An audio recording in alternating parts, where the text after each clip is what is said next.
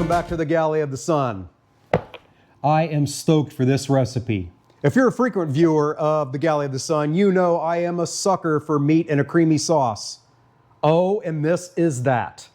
Now, today we're making crispy chicken in a Parmesan Mushroom Sauce. And that chicken, it's gonna be crispy.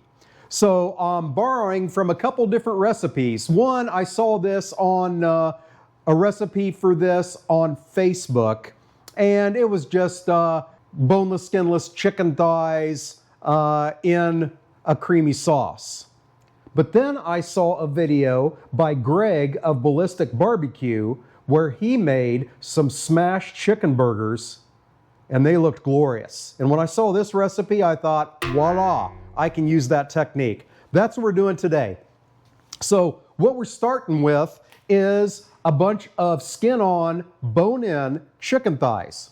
Now, dear friends, I got a lot of people coming over today, so I'm gonna be doing multiples of this recipe.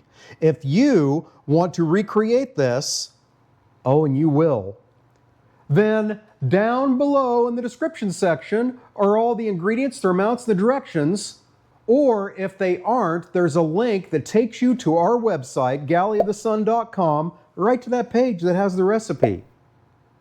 We live in a wonderful time, my friends. I am going to take a ton of chicken thighs and get those deboned. And it's simple, just cutting on either side of the bone, making sure you get that off, preserving all of the skin and the meat. So once I get that done, we'll be back for the next step. So we'll see you then. So, all of the chicken is deboned. Yeah, the director hates that I bought this thing. All right, I've used it. Okay, next step, we are going to put the chicken thighs and their skins through the meat grinder. So the thought is that skin, which we know gets super crispy, we add that to the meat, that's gonna put the crispness there in that patty. Oh yeah. So yeah, let's get it grinding.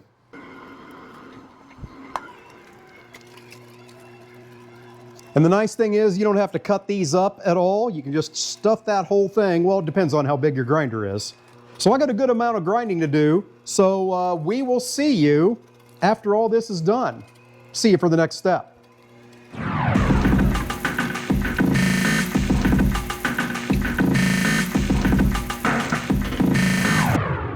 So I've taken our ground chicken and I've made 4-ounce balls. So now it's time for the next step. We're going to shape these into patties. I didn't think this through because both my hands are dirty now and I don't want to stick that in my salt and pepper bowl. That's okay. We'll get this figured out. So I'm going to shape up several patties so I can just minimize the times I wash my hands. Now, if you do a normal sized recipe, yeah, it's not going to be this crazy, but yeah, I'm feeding a lot of people today. So I got about 20 balls, 4-ounce balls of chicken here. All right, we're going to hit all those patties now with a little bit of salt and pepper. And then in this bowl, I have some tapioca starch or flour, because they sell it with both names. It's the same stuff. We're going to get our patties gently into this tapioca flour, covered. All right, then they're going into a skillet. So let's get over to the stove. In your biggest skillet, if you're cooking for as many as I am, you're gonna melt some butter. I'm melting about 3 times what the recipe says, but that's okay. Once your butter is melted, now we're gonna add those patties. And we're gonna cook those for about, I don't know, about 3 minutes per side until they get done. I'm gonna put them on a baking sheet with a wire rack and let them set as I get through the rest of them before we get the sauce started. So I'm gonna get these all browned up and then we'll be back to make the sauce. We'll see you then. We are just finishing up with the chicken, so now it's time to build this incredible sauce. So the chicken comes out the pan, more butter goes in. And again, I am cooking multiples of this recipe, so If I say an amount, don't listen to me because it's going to be way higher than what you need for a normal amount. Now in goes our diced up portobello mushrooms. These are going to cook for about 5 to 10 minutes until they cook down a bit. Now if you're making this at home, make sure you use a good mushroom. Use a baby bella or a portobello or a cremini. Don't use those button mushrooms. To me, they don't have any flavor. These have flavor. Our mushrooms have cooked down a bit, so now time to add an obscene amount of garlic. Oh yeah.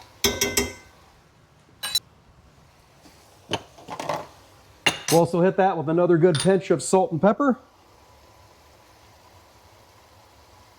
And we will stir until it's good and fragrant.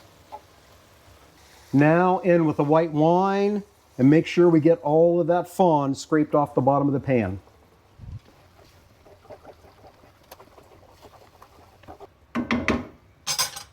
All right, we shall let that simmer for a couple minutes.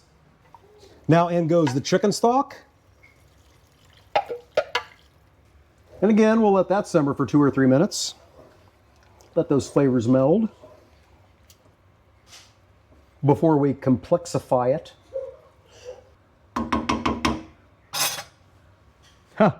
You can tell I did a lot of frying today. My shirt is freaking destroyed. Shout wipe time. Now it's time for the finishing touches, the heavy cream. And the Parmesan cheese. I realize there's a amount down in the description, but you measure cheese with your heart, just like garlic. And I got a big heart, and I like cheese. Now we simply get all that cheese stirred in, get everything incorporated. Then we're going to return the chicken to the pan, and then we will be ready for some judgment. So we'll see you then. All right. Woo! I've cooked for an army, and it's done. So now let's get some judgment from Charlotte.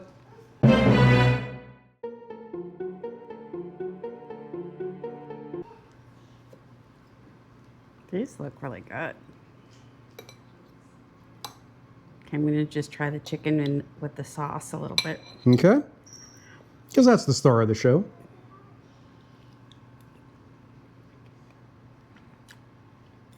Oh my God. That is so good. I get an OMG, LOL.